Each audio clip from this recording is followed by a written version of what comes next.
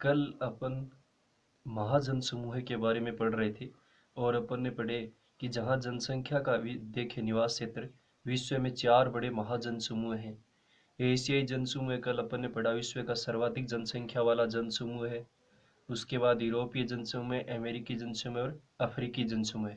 आज अपन यूरोपीय जनसमूह के बारे में पढ़ रहे हैं। कल बताया था प्रश्न आएगा तो इनमें अंतर करना आएगा। एशियन जनसमूह यूरोपीय जनसमूह में अंतर कीजिए। देखिए यूरोपियन जनसमूह संपूर्ण यूरोप में देखें तो रूस सहित 74 करोड़ जनसंख्या केंद्रित है। यानी पूरा यूरोप देखें जिसमें रूस भी आता है यूरोप महाद्वीप में, उसमें पूरी जनसंख्या में देखें तो 74 करोड़ जनसंख्या केंद्रित है। रूस के कुछ भाग एशिया में भी हैं, लेकिन ज़्यादातर जो रूस का हिस्सा है वो किस महाद्वीप में, यूरोप महाद्वीप में। तो संपूर्ण यूरोप में देखें रूस सहित 74 करोड़ जनसंख्या क्या है, केंद्रित है। दूसरी विशेषता देखें यूरोपीय जनसमूह में 40 डिग्री उत्तरी अक्षांश से 60 डिग्री उत्तरी अक्षांश के मध्य पाया जाता है। यानी यूरोपीय जनसमूह में देखें तो जनसंख्या को जो सर्वाधिक केंद्रण हुआ है वो 40 डिग्री उत्तरी अक्षांश से 60 डिग्री उत्तरी अक्षांश के मध्य के क्षेत्र है, जहाँ जनसंख्या का सर्वाधिक केंद्रण यूरोपीय जनसमूह में पाया जाता है। तीसरी विशेषता देखें औद्योगिक क्रांति के बाद, यानी जैसे ही औद्योगिक क्रांति अपन देखते हैं इंग्लैंड यूरोप महाद्वीप में शुरू हुई थी सर्वप्रथम 19वीं शताब्दी के उत्तरार्ध में, यानी 19वीं शताब्दी के आखिरी का जो समय था, जनसंख्या का संकेंद्रण नगरों के समीप हो सका है। यानी 19वीं शताब्दी के बाद देखें जैसे जैसे औद्योगिक क्रांति हुई तो जो कारीगर थे, अर्धकुशल कामगार थे, संकेंद्रण क्या होता है, केंद्रित होना, वो धीरे धीरे नगरों की ओर क्या हो गए, आ गए। और नगरों में देखें तो उनका संकेंद्रण बहुत ज्यादा हो गया, क्योंकि औद्योगिक क्रांति के बाद देखें नगरों में बहुत बड़े उद्योग लगाए गए और इन उद्योगों में देखें तो लोगों को बहुत अधिक रोजगार मिला और रोजगार के फलस्वरूप धीरे धीरे देखें तो जनसंख्या का जो केंद्रण था वो ग्रामीण क्षेत्रों से किसकी ओर हो गया, नगरों की ओर हो गया। इन नगरीकरण की जो प्रवृत्ति थी उसको क्या मिला, इसमें बढ़ावा मिला। चौथी विशेषता देखिए यूरोपीय जनसमूह के देशों में जन्म दर और मृत्यु दर दोनों ही कम है। यानी यूरोपीय जनसमूह के जो भी देश हैं उनमें जन्म दर भी कम है और मृत्यु दर भी है। हम जन्म दर जानते हैं, प्रति 1000 बच्चों पर औसत जन्म लेने वालों की संख्या जन्म दर, और प्रति 1000 बच्चों पर औसत मृत्यु होती है जो एक वर्ष में क्या कहलाती है, मृत्यु दर। तो ये दोनों ही क्या कम है। अतः जनसंख्या वृद्धि स्थिर अवस्था में, भाई जन्म दर भी अधिक नहीं है और मृत्यु दर भी देखें वो भी क्या कम है। तो इसमें देखें जनसंख्या वृद्धि क्या स्थिर अवस्था में है, यानी जनसंख्या में देखें ज्यादा वृद्धि देखने को नहीं मिली। पांचवी विशेषता देखें इस जनसमूह के देशों की देखें प्रति व्यक्ति आय अधिक है, यानी सारे विकसित देश हैं तो यहाँ देखें प्रति व्यक्ति आय अधिक पाई जाती है। जीवन स्तर देखें वो भी लोगों का बहुत उच्च है तथा सभी देश विकसित देशों की श्रेणी में आते हैं। यानी यूरोपीय जनसमूह के जो भी अपन देश देखें, चाहे जर्मनी है, इंग्लैंड है, फ्रांस है, ये सभी देश देखें यूरोप महाद्वीप में सभी का जीवन स्तर लोगों का देखें बहुत उच्च है, प्रति व्यक्ति आय भी अधिक पाई जाती है। तो इस यूरोपीय जनसमूह में जितने भी देश आते हैं वो कौन से देशों की सूची में आते हैं, विकसित देशों की सूची या श्रेणी में आते हैं। दोबारा देखिए एक बार यूरोपीय जनसमूह में, यानी एशियन जनसमूह और यूरोपीय जनसमूह में अंतर आ सकता है तो कम से कम चार चार विशेषता इनकी याद करनी है 3 नंबर के प्रश्न में। कि संपूर्ण यूरोप में देखें रूस सहित जो रूस का अधिकांश भाग यूरोप महाद्वीप में 74 करोड़ जनसंख्या के केंद्रित है। दूसरी विशेषता देखें यूरोपीय जनसमूह में देखें 40 डिग्री उत्तरी अक्षांश से 60 डिग्री उत्तरी अक्षांश के मध्य पाया जाता है। यानी यूरोपीय जनसमूह में अधिकांश जो जनसंख्या का संकेंद्रण हुआ है या जो केंद्रीयकरण हुआ है वो कहाँ पाया जाता है, 40 डिग्री उत्तरी अक्षांश से 60 डिग्री उत्तरी अक्षांश के मध्य पाया जाता है। तीसरा देखें औद्योगिक क्रांति के बाद देखें 19वीं शताब्दी के उत्तरार्ध में, यानी जैसी ही औद्योगिक क्रांति इंग्लैंड में 19वीं शताब्दी के उत्तरार्ध में, यानी उत्तरार्ध मतलब आखिरी का समय मान सकते हैं 1950 ईस्वी के बाद का समय देखें तो जनसंख्या का जो संकेंद्रण था, संकेंद्रण क्या होता है, केंद्रित होना, वो किसके समीप हो चुका था, नगरों के समीप, या नगरीकरण को बढ़ावा मिला। धीरे धीरे जैसी औद्योगिक क्रांति आई तो शहरों में बड़े कल कारखाने लगाए गए, मशीनें आ गई, तो जो काम करने वाले लोग थे वो धीरे धीरे किस में आ गए, नगरों की ओर आ गए। तो जनसंख्या का ज्यादा जो केंद्रीकरण था वो किस में हो गया, नगरों में हो गया। चौथी विशेषता देखें यूरोपीय जनसमूह के देशों में जन्म दर और मृत्यु दर दोनों ही कम है। यानी यहाँ देखें तो जन्म दर भी स्थिर है, यानी ज्यादा नहीं है, और मृत्यु दर है वो भी क्या है, कम है।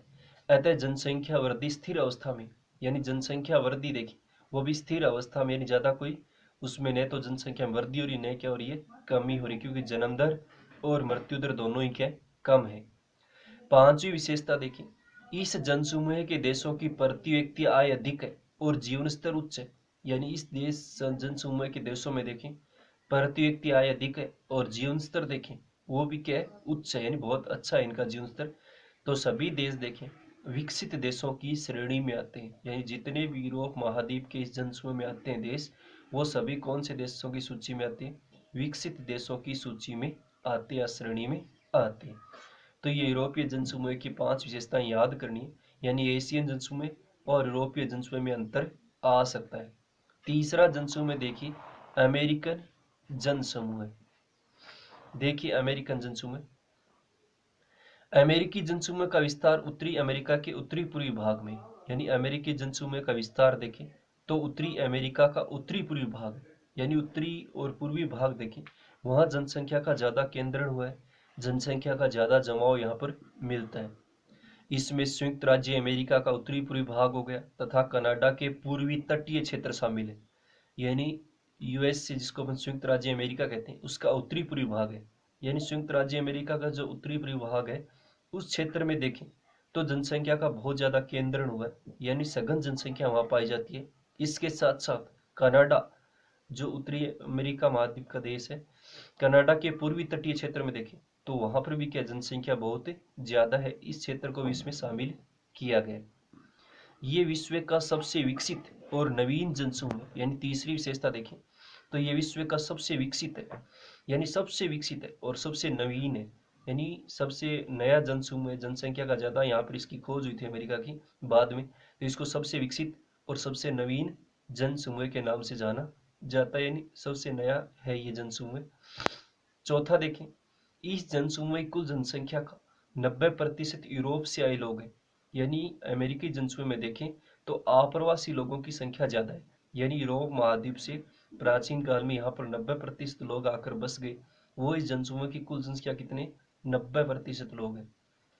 पांचवी विशेषता देखें, इस जनसमूह की अधिकांश जनसंख्या नगरीय है, यानी यहाँ पर भी देखें ज्यादातर जनसंख्या क्या है, नगरों में रहती है, क्योंकि विकसित है नवीन जनसमूह है तो अधिकांश जनसंख्या कहाँ निवास करती है, नगरों में निवास करती है। लगभग देखें तो 75% लोग नगरों में निवास करते हैं। ये एक नंबर का प्रश्न भी आता है कि अमेरिकी जनसमूह में यह भी कितनी सर्वाधिक नगरीय जनसंख्या वाला जनसमूह कौन सा है, अमेरिकी जनसमूह है। यानी यहाँ पर देखें तो लगभग 75% लोग कहाँ पर निवास करते हैं, नगरों में निवास करते हैं।